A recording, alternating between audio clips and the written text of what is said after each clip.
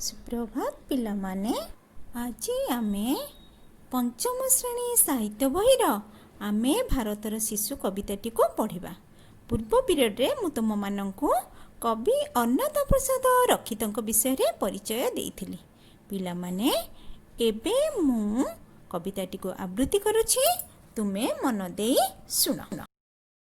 जे देश पुण्य बुके बही जाए गंगा जमुना नई, नील पारावार गाए जार गीत जा चरण छुए छुए, तुषार शुभ्र मुकुट जहार हिमालय गिरि नामे, से पुण्य माटी रे जन्मी धन्य होइछु आमे।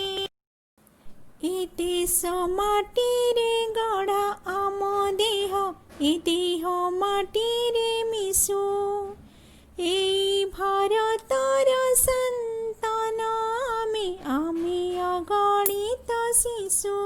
रक्त कमल सम, रक्त कमल सम, ए देश बुके उठिअछु फुटी सुंदर अनुपमा।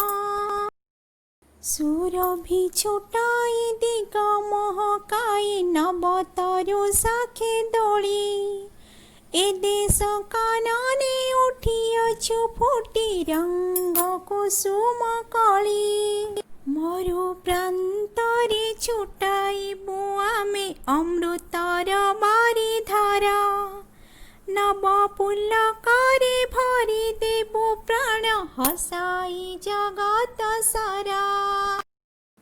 आगामी दिनर सबुज स्वप्न सफल करिबा पाई, सत सरकार आशीष झराई आमे जे आसीछु धाई।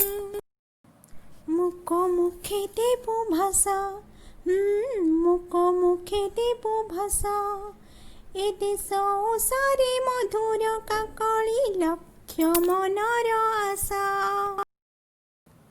बंधुर पथे आम अभियान आमे नव किशोरय, नील मेघ मुके आमे विद्युत तिमिरे आलोकमय।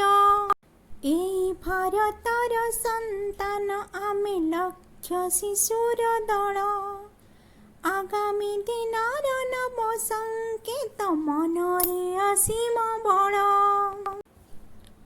ए देश माटी रे गढ़ा आम देह, ए देह माटी रे मिशु, ए देश जननी संतान आमे, आमे भारतर शिशु।